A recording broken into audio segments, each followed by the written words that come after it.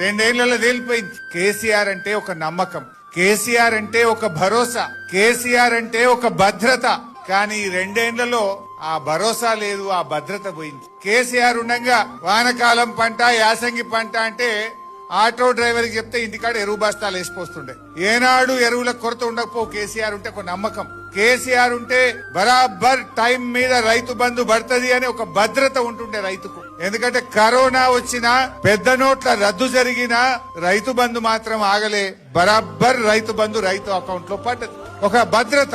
ఒక ఆడబిడ్డ కాన్పు కోసం సర్కార్ దవాఖానకు పోతే బిడ్డ కాన్పు చేసి కేసీఆర్ కిట్ ఇచ్చి కడుపు నిండా అన్నం పెట్టి తల్లిని బిడ్డను ఆటో కిరాయి లేకుండా ఇంటికాడ దించుతాడు మా కేసీఆర్ అనే ఒక నమ్మకం, ఒక విశ్వాసం. రైతన్న రాత్రి మోటార్ పెట్టి వస్తే పొద్దున వరకు 24 గంటలు నాణ్యమైన కరెంటు బరాబర్ వస్తది అని బాయికాడికి మళ్ళా పోకుండా, చీకట్లో బాయికాడ పండవలసిన అవసరం లేకుండా 24 గంటల కరెంట్ ఇచ్చిన ఒక నమ్మకం కేసీఆర్.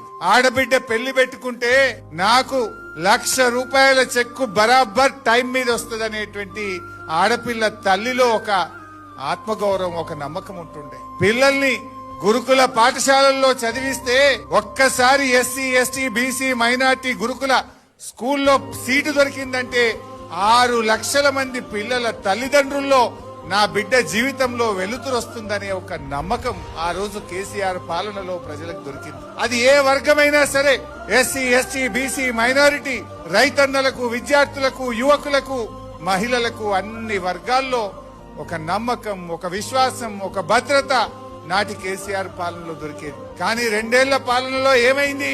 అంతా ఆగమాగం, సగం సగం. ఏది నమ్మకం లేదు. వానకాలం పంట వస్తే ఎరువులు దొరుకుతాయో దొరకయో తెలియదు. చెప్పులు లైన్లో పెట్టే కాలం వచ్చింది.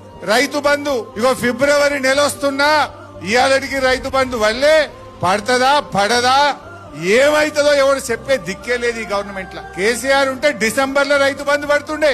ఇప్పుడు ఫిబ్రవరి నెల వచ్చినా ఇయాలటికి రైతు బంధు పడే పరిస్థితి లేదు.